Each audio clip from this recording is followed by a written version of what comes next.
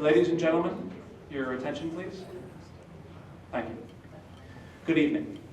My name is Ed Franconis, and I am a Kevin B. Harrington Student Ambassador. On behalf of the faculty, staff, and students at the New Hampshire Institute of Politics at St. Anselm College, I'd like to welcome you and thank you for joining us for this evening's event. The Institute's mission is to educate, engage, and empower citizens of all ages to actively participate in the civic and political life of their communities and strengthen democracy. The Institute is nonpartisan and does not endorse political issues or candidates. Before we begin this evening's program, I would just like to remind all of you to please turn off any cell phones or electronic devices that make noise. Please do this now. This evening's speaker, Elaine Kamarck, is a senior fellow in the Governance Studies program at Brookings and the director of the Management and Leadership Initiative at Brookings. She is a public sector scholar with wide experience in government, academia, and politics. Dr. Kamarck is an expert on government innovation and reform in the United States, OECD countries, and developing countries. In addition, she also focuses her research on the presidential nomination system and American politics, and has worked on many American presidential campaigns. Dr. Kamarck will join us tonight to discuss her recent book, Why Presidents Fail and How They Can Succeed Again. Following Dr. Kamarck's talk, we will have a brief question and answer period. Please wait until the student ambassador with the microphone reaches you before beginning your question. They'll be sitting in the front row. After she's done talking, they will go to the sides. A book sale and signing will follow the presentation. And now, without further ado, ladies and gentlemen, please welcome Dr. Kamarck.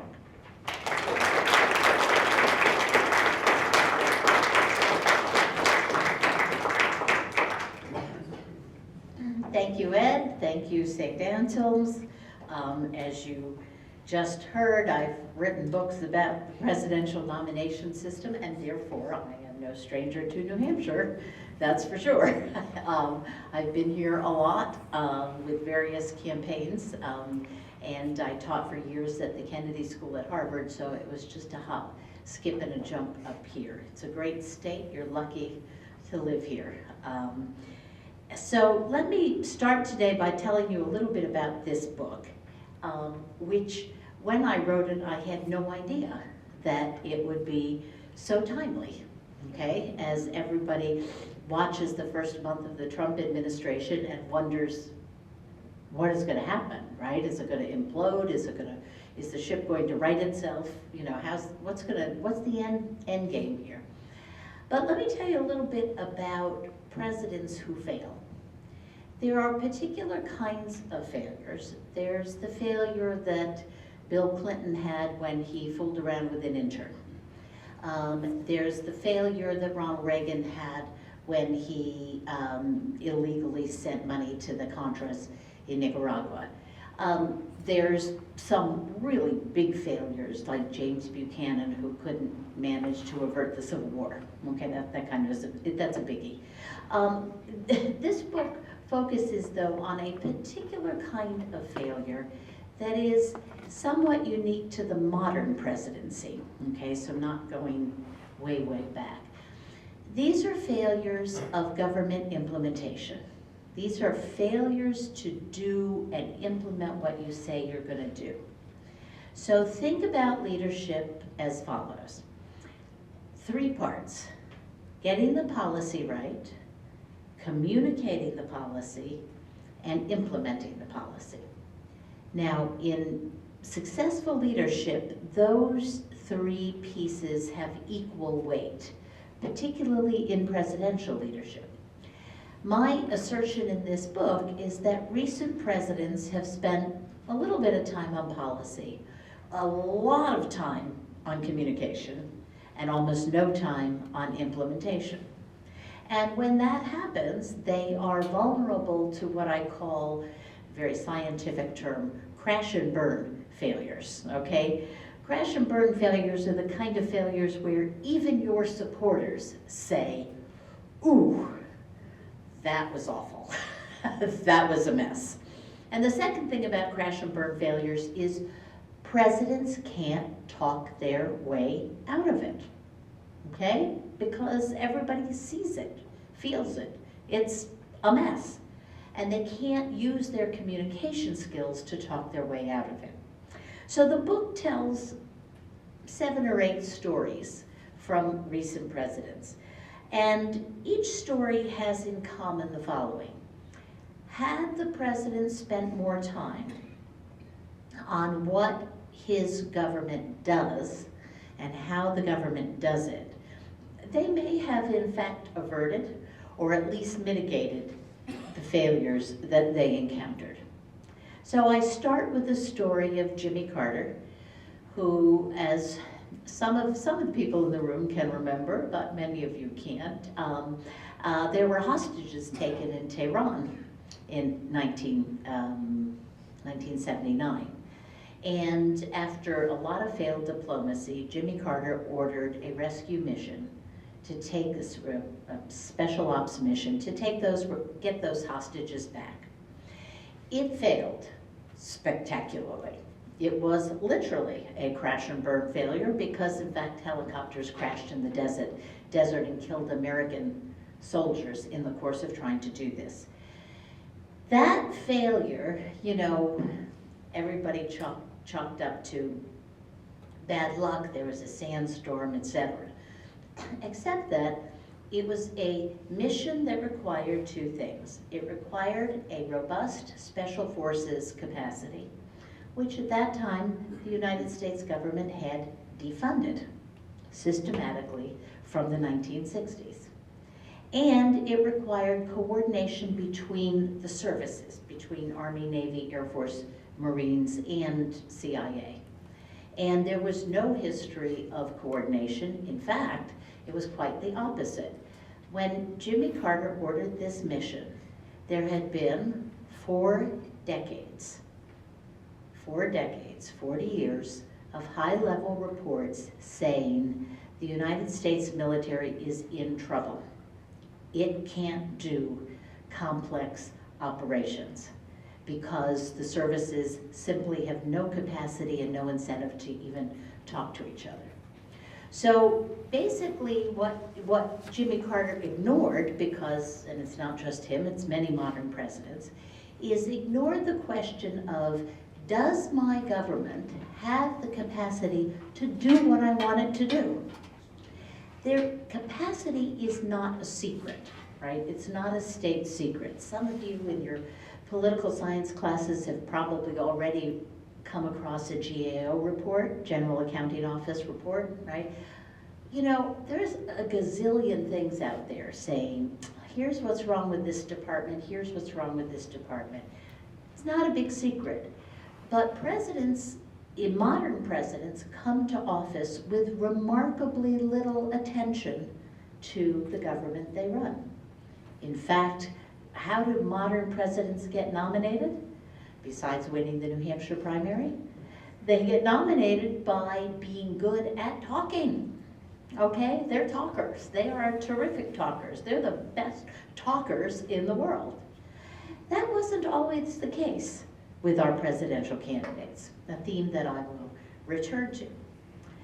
A second theme in the book is that by ignoring the government that they run, presidents also ignore what the government knows. So on the one hand, they ignore the capacity of the government and the problems, and then they get surprised by it.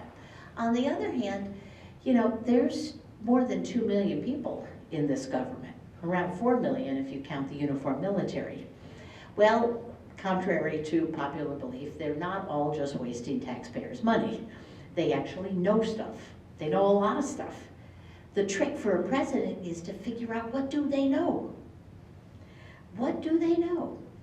So, for instance, in the run-up to the Iraq War, a little entity at the State Department called INR, Intelligence and Research, consisting of no more than 300 bureaucrats, which is a pinprick on the giant federal government, got the Iraq War exactly right. They predicted that this would happen, that would happen, that would happen, and you'd be at a stalemate, you'd have a disintegration of the country, which is exactly what we saw. Interestingly enough, while I was doing this research, documents came unclassified from Vietnam. Sure enough, during Vietnam, this same little piece of the State Department called Vietnam. Exactly right. And yet in both instances, presidents suffered from not taking into account the wisdom of the crowd, so to use the title of a recent book, right? They didn't take into account the wisdom that was in the federal government. And they made mistakes, okay? They just made mistakes. In anything as big as the federal government, something's going very right and something's going very wrong at exactly the same time, right? Because that's just a function of size. So going very right were the insights of people at the State Department about the Iraq War. Going very wrong, moving ahead to the Obama administration, going very wrong were the data coming out of the Veterans Administration. People knew that the Veterans Administration was a mess. They knew that there were backlogs. But the Obama administration, composed of earnest young men and women who believe in data, and I'm sure there's many in this room, read the data. My data looked fine. There's no trouble in the data. Well, hello, guys. When people are screwing up, they lie. And so the data was lying. People were not, in fact, getting treated as quickly as the data said because they were fudging the data. Now, this was known, okay? All you had to do was put your ear to the ground and ask people, right? All you had to do was like go out to the Phoenix VA. The Bush administration told the Obama administration that the VA was a mess and that this was happening. But they didn't pay attention to implementation. And so when this blew up, the administration really had egg on its face because it looked like President Obama didn't know what was going on in his own government.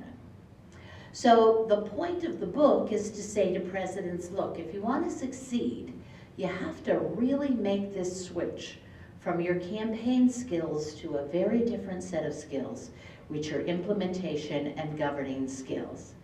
Because the lesson in every story I tell in the book, whether it's the failure of the Iranian hostage rescue, whether it's Katrina, whether it's the Iraq War, whether it's the crashing of the websites, or the Veterans Administration, in every failure, one thing stands out.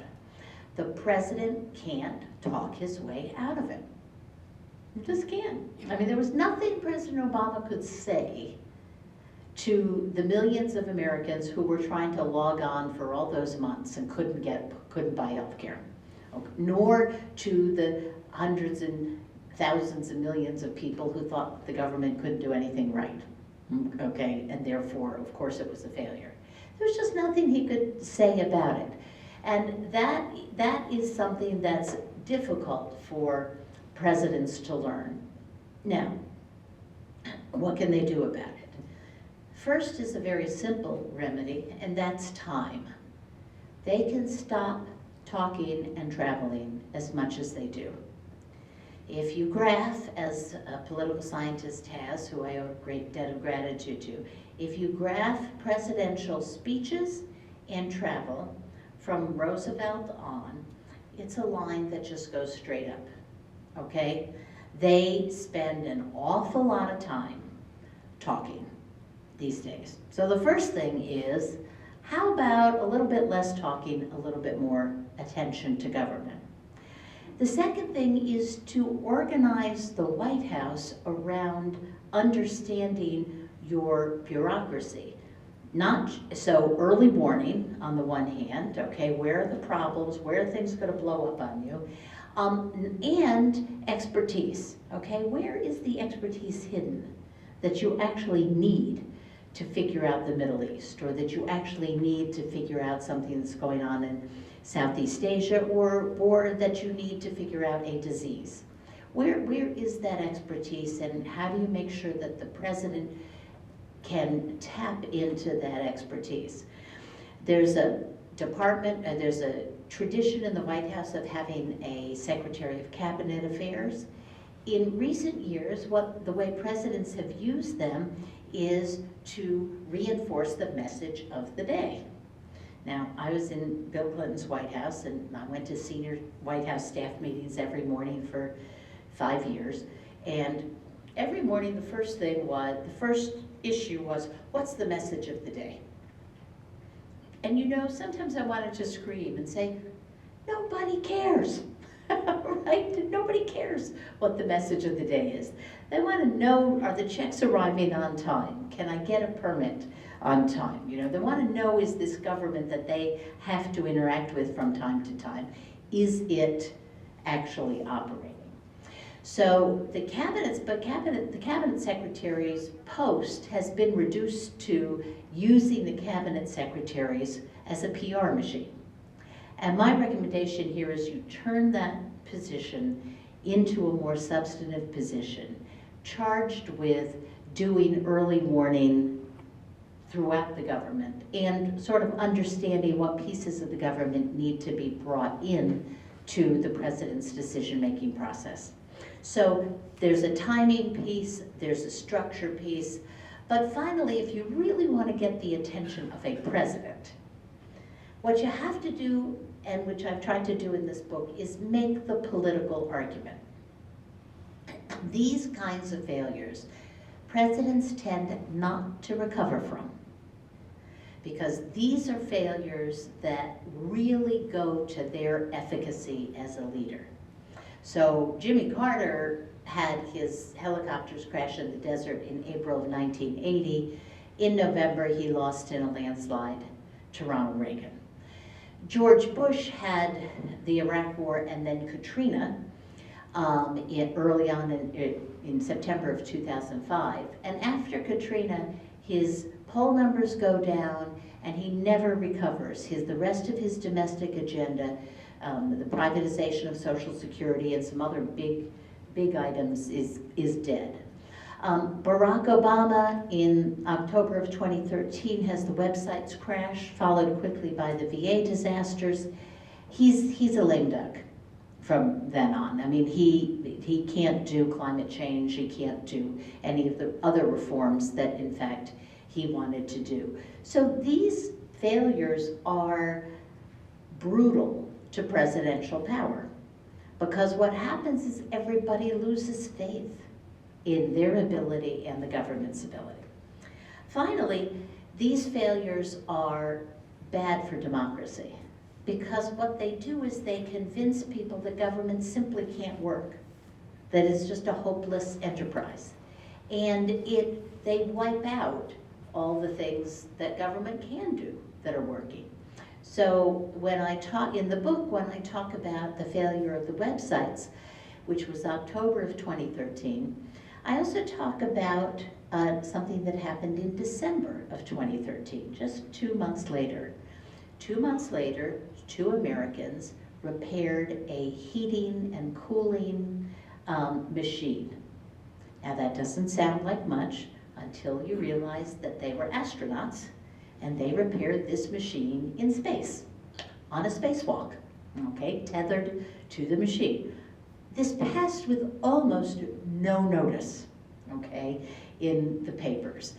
And yet, the miracle of 2 guys tethered to a machine, floating around in space with wrenches and fixing something, okay, in spacesuits and with all the breathing and communications apparatus. While that was going on, while all the press and most of the public were saying, oh, the federal government can't do technology. Well, the making of the spacesuits, not to mention the making of the space station itself, was done in exactly the same way that the websites were, just by a different entity. NASA bureaucrats contracted with an entity in Western Massachusetts that makes spacesuits. What a business, right? And NASA contracted with Boeing, which is the big giant that made most of the big components as the integrator of the space station. So it was bureaucrats contracting with tech experts. And on the one hand, you have a miracle. On the other hand, you have bureaucrats at CMS, the Centers for Medicare and Medicaid, contracting with computer companies to build websites, and the websites crash. So it shows you a couple things. First of all, you can't make an across-the-board statement about the federal government's capacity, because there are places where it's got plenty of capacity. I mean, there's one agency that managed to put a man on the moon. Now, that agency also had its failures. As you may remember, a teacher was from New Hampshire. Okay, she died on an abortive mission to space. What was her name? Krista McAuliffe, yeah. So they've had their failures too. But the fact is, this is a complicated business. And a president has to figure out what's happening in my government. Where's it going right? Where is it going wrong? Where do I need to intervene to prevent a meltdown? Because the meltdown is going to be your fault. And that's what, you know, presidents come in and they look at this great big government of millions of people. And understandably, they feel like, oh boy, I can't do anything about that, and oh, they're all against me anyway. Particularly Republicans always think that the bureaucrats are all against them. So they look at that and they say, oh boy, that's terrible. On the other hand, citizens look at the president and look at the government and say, you're the boss. You're the boss. If the government fails, you fail.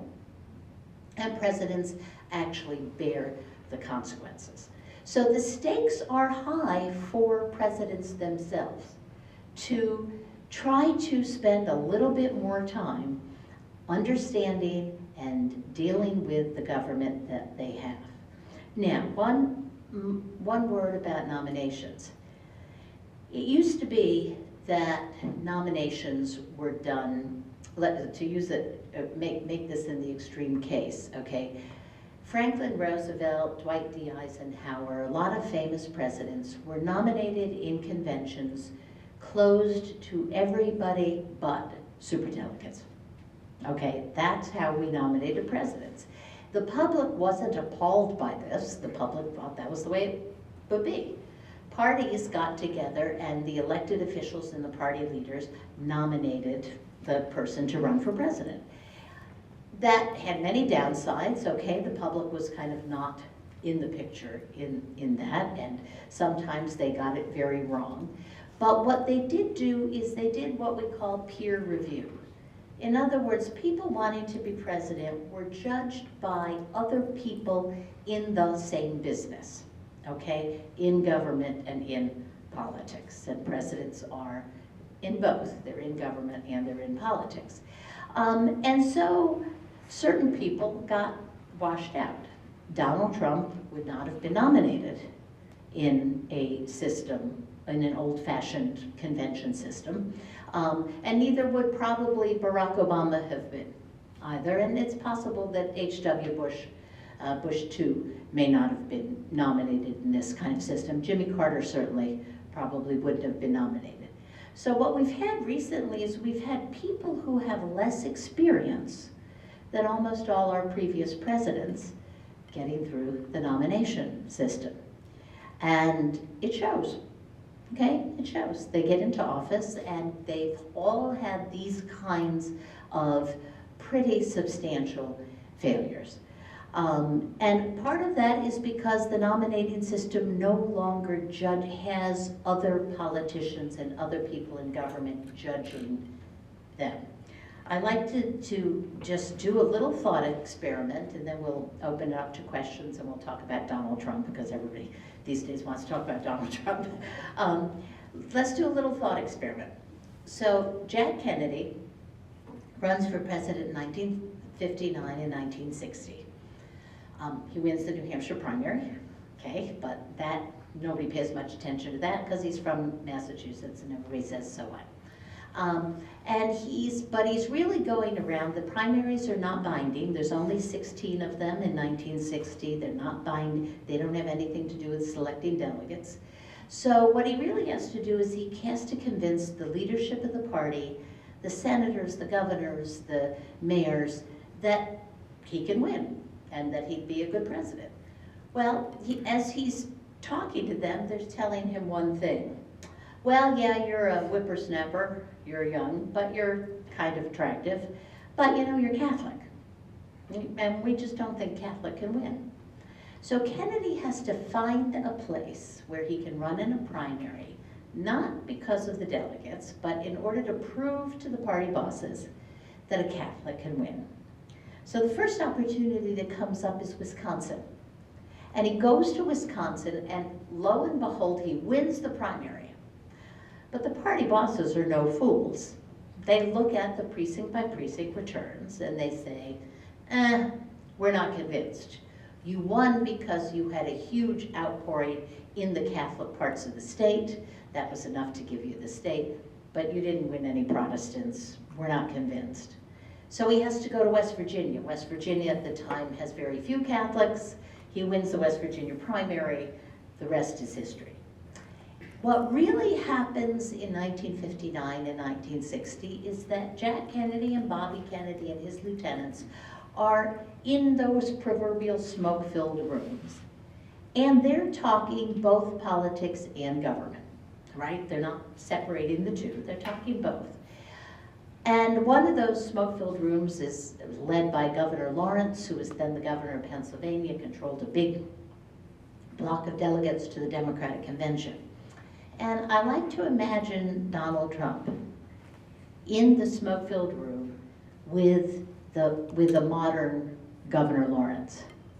And he'd sit down with them and Governor Lawrence would say, so let's talk about immigration. And Donald Trump would say, I'm going to build a wall and make Mexicans pay for it. At which point the governor would say, okay, next, out of here, right? You lost your mind, okay? I don't know what you're talking about. So that's the sort of peer review, you know, it was a sort of reality test for the presidential candidates, and that doesn't really exist anymore. So people go out and, you know, make claims that they're going to have a really hard time, if not impossible time, fulfilling the promises. They go out, they make the claims, they become president, and again, this has happened in both parties, right? This has happened in both parties. It's not a partisan argument, it's an argument about the modern presidency and how we need to get ourselves thinking differently about the president, judging presidents differently, and how presidents need to start governing and stop talking. So with that, I will stop talking and take your questions and your comments. Now I can see you. Let's see. Anybody? Yeah, right there. Yes. Well, I first want to thank you for coming to the Institute. President Kennedy was assassinated. Johnson didn't seek another term. Nixon resigned. Ford and Carter couldn't get reelected. Do you think in many ways that Reagan proved that the job could be a two-term job? Do you think that even though he had his own scandals, do you think he proved that the job of presidency could be done? I was just wondering what your thoughts are on that. I think Reagan was a very good president. Okay, whether you agreed with his policies or not, Reagan did what he said he was going to do, got the government to do it. I think the fact that he had been a two-term governor of California, which is a pretty big state, gave him that experience working with a big bureaucracy. You know, he knew something about the business of government. And he didn't have one of these crash and burn failures, okay? He managed to implement policy more or less as he had promised to. He had one scandal in his second term, which was about, you know, funneling money to the Contras in Nicaragua that after Congress had said don't do it. But it wasn't an implementation failure. In fact, he was working the government pretty well, okay? He got around all this stuff. So I think, I say this in the book, I don't include Reagan or Clinton in the book because they didn't have this particular kind of failure. okay? You can have other kinds of failures, right? You can get caught with an intern doing things you weren't supposed to do. You can have a scandal, etc. But this particular kind of failure is really a failure that makes the whole presidency fail and makes the whole government fail. And it's particularly costly in terms of political capital.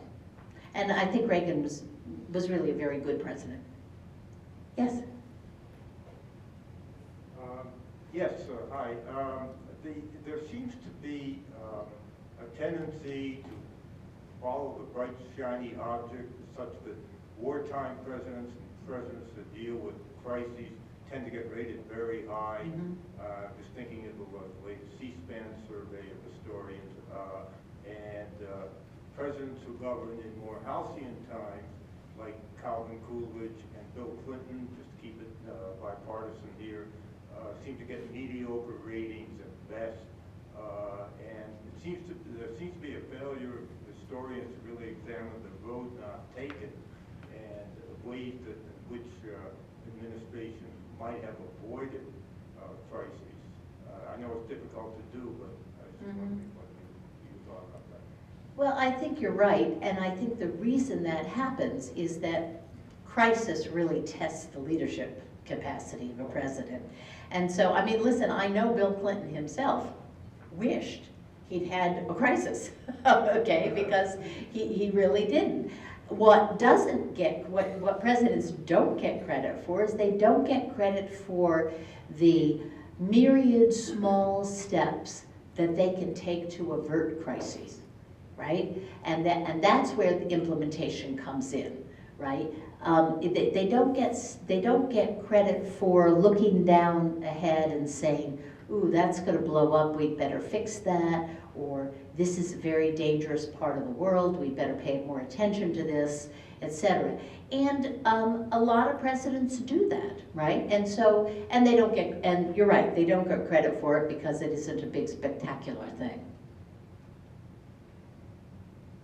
Others? Yes, young man. Hi, I'm Dan.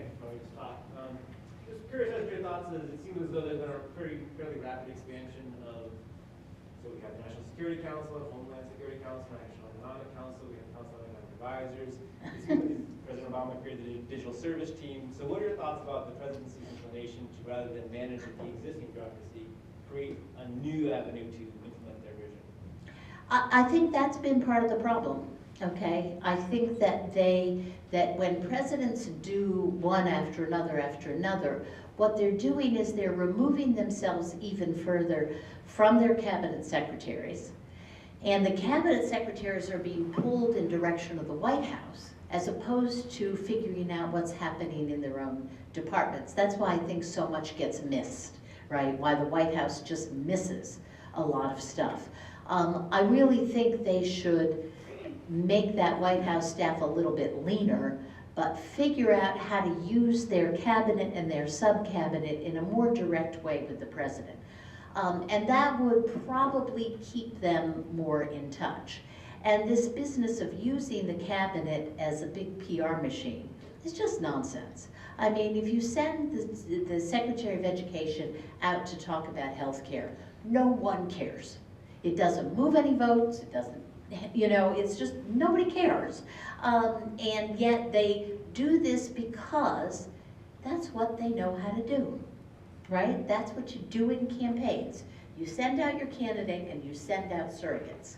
And so the same people tend to come into the government, right, who are in the campaign, and people keep doing what they've been doing, even though it is not probably the most efficacious thing to be doing at the time.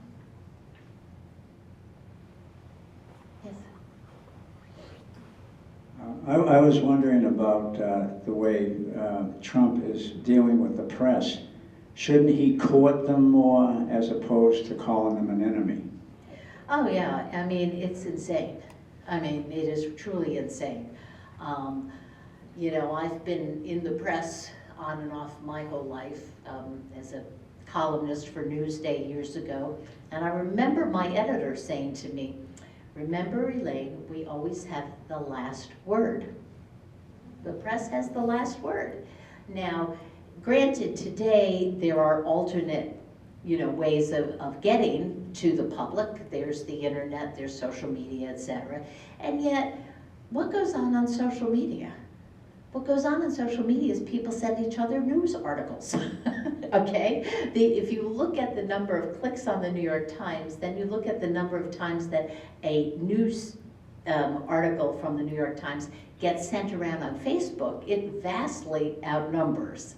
So it's, everybody's got this notion that the media doesn't matter. Yeah, the media matters just as much as it ever did. It's just delivered in a radically different way. The combination of making an enemy of the press and making an enemy of the intelligence community at the same time defies logic. I don't know why he would do that. And his hardcore supporters might like that because, there are people in the country on the left and the right who have a paranoid streak in them. So his hardcore supporters might like it, but everybody else is really scratching their heads, saying, what is he doing, right? What is he doing?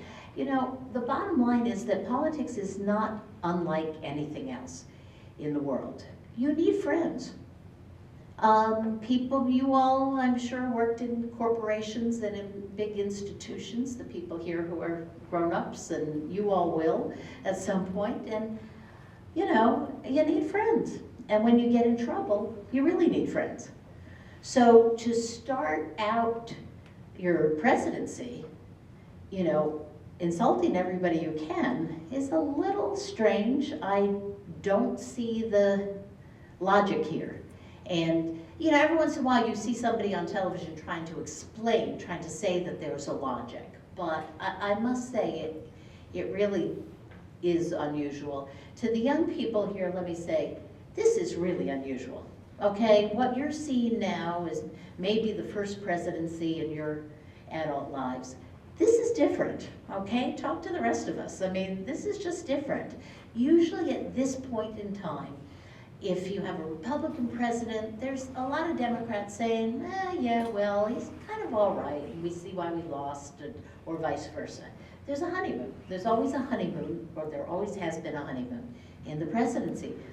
This presidency started right off in divorce court. It's kind of astonishing. So it really is unusual, and it's leaving many of us, even not just people my age and the age of some in the group, but people who've spent their lives in politics, scratching our heads, saying, "What is going on here?" Yeah, back there. So you were talking earlier about the transition from campaign mode to governing mode, and do you think with social media kind of putting more attention on daily approval polls, do you think that's going to become tougher for presidents to ignore those and just govern because you're constantly getting checked instead of every 2 years with the midterm or every 4 years with your election? I think that the constant attention to polling is part of this, constant communicating, and it's really a fantasy, right? Because when you fail, your polls just sink, and you can't get out of them. I mean, after the most dramatic I have in the book, but there's others, is after Katrina, George Bush falls into the 30s, and he never is able to crack in the mid-40s for the rest of his term. And that was September of 2005. So he had 3 more years. So what happens is if you fail in one of these great big failures, you take a hit in the polls and you can't recover. You just can't get back to a point where you have the political capital to do other things on your agenda, which is why we've seen 2 presidencies now, H.W. Bush and Obama, very bad second terms, right? Second terms where they're very constrained and limited in what they can do, and they don't end up accomplishing very much of what they promised to accomplish. Who else we have here? Yes. Oh, hello. How are you? So you're right. We've had gridlock in Washington for the last 25 years, and we've had several presidencies that have made great promises but have not delivered very much. So I'm wondering if we need to rethink the whole idea of the presidency and maybe look at another model like parliamentary procedure. Because I mean, we're 1 month into this presidency, and there's 4 more years of it. Yeah. You know, nice to see you again, by the way. I have a piece that I'm fooling around with the title of which is, "Will Mike Pence be America's first prime minister?" Because the only way I can see this presidency working is, in fact, what happened this weekend at the Munich Security Conference, where George Bush, listen to me, Donald Trump goes off and he says, we're going to make everybody in NATO pay for things NATO's obsolete, and then the entire national security team, clearly coordinated by Mike Pence, goes to Munich and says, NATO is great, NATO is a bulwark of our defense in the world. We think maybe you guys should pay a little bit more, but we're not going to dismantle the alliance over this issue. So the question is, can you govern like this, right? Now in a classic prime minister model, as some of you know, taking comparative politics, I hope, in the classic model, the figurehead has really no power to make policy, right? And the prime minister runs the government day to day. You know, the question is, can this happen, right? Can Donald Trump continually go out there spouting off things, and then his vice president comes in behind with what they're calling the deep government, which is, I don't know where they came up with this term, it's just the bureaucracy, comes in behind with the bureaucracy and says, no, here's what he really means, even if sometimes it's completely opposite. I don't know if that can work, but they certainly did play that game this weekend, which was pretty interesting. And the other thing I don't know is, suppose we get to a point where Mike Pence is calling the shots, and Donald Trump says things and everybody ignores him.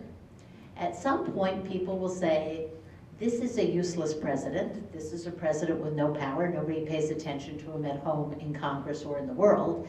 At which point, what does this guy do who is such a narcissist?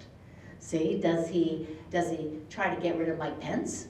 Does he turn on Mike Pence? I mean, you know, this doesn't seem like it's sustainable, but it is, I mean, there is another model emerging.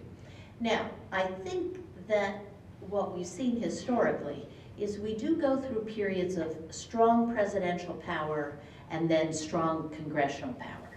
We may be entering into an era of reasserting congressional power. You know, up on the Hill, they've got the House and the Senate.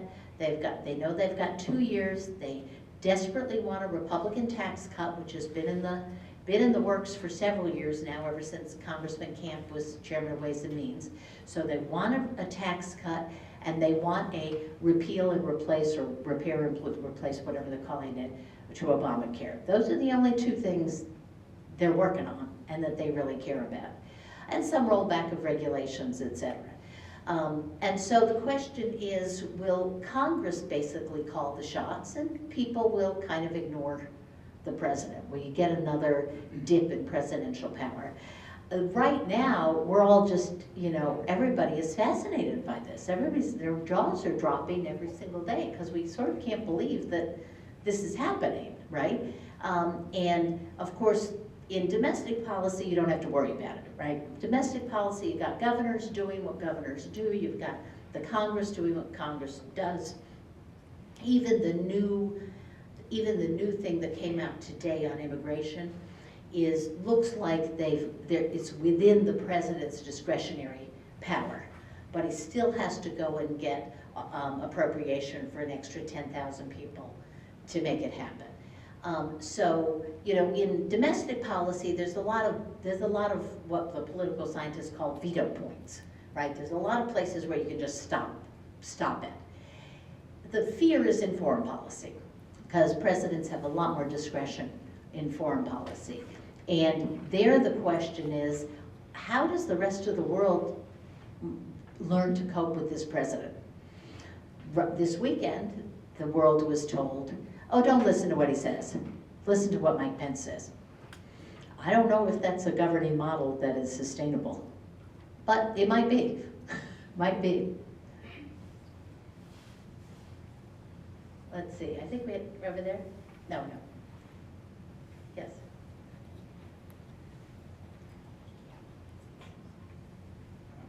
Since you mentioned that, the 25th Amendment comes into mind. Yes. Mike Pence being acting president, it's happened before with Ford and. Yeah. Yeah, I mean, you know, what's been amazing about the last 2 months is the attention paid to previously totally obscure parts of the Constitution, right? So first we have the Emoluments Clause. Who ever heard of that? I'm a political scientist, I never heard of that, okay? Which says that you can't profit, you know, personally from activities with foreign governments if you're a federal office holder. And the second is the 25th Amendment, which says that a majority of the cabinet can basically declare, and the vice president can declare the president unfit for office. Now the Congress can overturn that, but they can, presumably, they wouldn't do that unless they also had the votes in Congress. I mean, you see this happening. You know, I don't know, because the debate that I think is going on in Washington, and it's frankly going on in the country, is this guy crazy? Or is he crazy like a fox, right? Is he crazy, or is there some method to this? Is there some, you know, we don't know yet, right? We just don't know yet. Certainly a lot of the stuff he's done seems irrational and kind of petulant and, you know, kind of strange, but there may be a playing to his base, there may be a solidifying his base aspect to this that is going to stand him in good stead through 2018. So I don't know, but, you know, look, if people begin to think that he is a national security threat, then I think you're going to hear even more discussion of the 25th Amendment, not to mention impeachment. And I must say, I have never, ever seen a president in the first month where more people were talking about impeachment. I mean, it's just, again, for the young people here, this is really unusual. This is really unprecedented. Yes? This last couple of weeks, there have been some international figures and some national figures who have brought us back to some history in 1933. In which a fellow won a position in Germany with 26% of the vote. And they have raised the question, one was a pope, one was a Republican senator, but does this have antecedents for us at this point, particularly when some leader goes after the intelligence community and the press? Those are the first targets to shut down. And is there any conversation of that, or is that just conspiracy thinking? Say the last part of that. Is that just conspiracy thinking, or is that something that should get on the radar? That he's going to shut them down? He's attacking, yes. Say that again? President Trump has been attacking the intelligence community. And the press. And the press, simultaneously. Yep. You have to ask why, and I think that's what you're asking. And is there anything to be drawn from Pope Francis or Senator McCain's comments about the history of 1933 and how that takeover was accomplished in Germany? Oh, I see. Yeah, I mean, there is a lot to it. I mean, that's how autocrats behave, right? Autocrats take on the state and they take on the press, and they try to break the bond between the press and the people. There is something to this. I mean, everything he does, I mean, again, this is assuming there's a sort of rationality. he looks like an autocratic leader. I mean, you've heard people from Eastern Europe say, no, he's a very familiar figure, right? We have leaders like this all the time, or African dictators. So that's peculiar. Now, I don't think he can actually do this, right? And the reason I think he can't is that there's too much law against him. And until he sort of breaks through that, I don't think he can. So people have asked me, well, can he just keep the intelligence community from doing things? Well, no. If Congress is giving them money, they're doing things, right? And they're going to find out, they're wiretapping all the Russian spies that they can possibly can, and if they call people who are in the Trump campaign, we're going to know about it. Okay, so he can't sort of shut them down. And frankly, in a weird way, he's been really good for news, right? News makes the networks that all make money. You see that they're not only are they not being intimidated by him, they're all getting bolder. During the campaign, nobody wanted to say, hey, that's a lie. Now they regularly say, that's not true. There's no evidence for this. They've taken Kellyanne Conway off the air because she just went out and said things that just weren't true all the time. So, in fact, I think that this is one of those good things we can thank the profit motive, I mean, I think that profit, he's actually good. This fight back and forth tracks eyeballs. People are reading newspapers. People are turning on the news. People are really, I've never seen the public so engaged after the election. CBS's CEO said that their profits were way up. Say that again? CBS's CEO said their profits were way up. Yeah, their profits are way up. CNN is having an incredible year. The New York Times is having a big year. They're all having a big year. So again, that's why it's so mystifying why he's doing this. Do you see what I mean? Because, just take one of the first things he did. When you attack Saturday Night Live for a skid, what does it do? Well, it forces all of us old people who no longer stay up late enough to watch Saturday Night Live, forces us to go to our computer, go to the television and watch it. Whereas we might have just skipped it, right? So it's a very, that's why it's really, people are mystified as to what he's up to. Okay, we have time for one last question. Okay.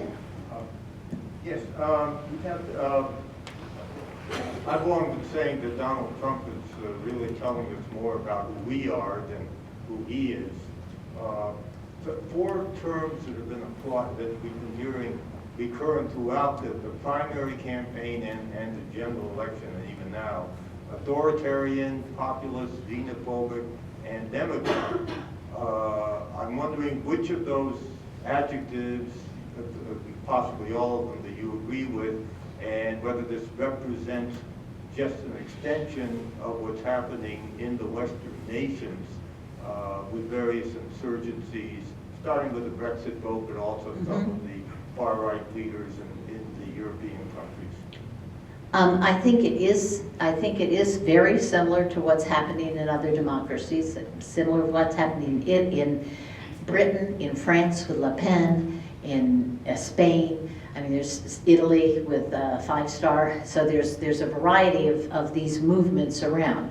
I also, it's whether you're an optimist or pessimist, right?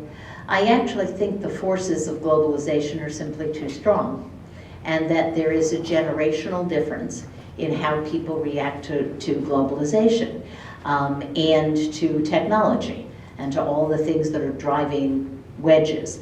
So I don't see it particularly as lasting, okay? I mean, one of the questions is Trump the beginning of something or the end of something?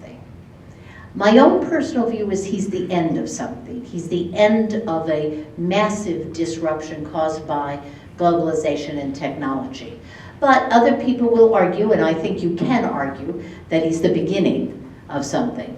And that's probably a good note to end on, because We don't really know the answer to it. I'll be happy to sign some books. Thank you for having me.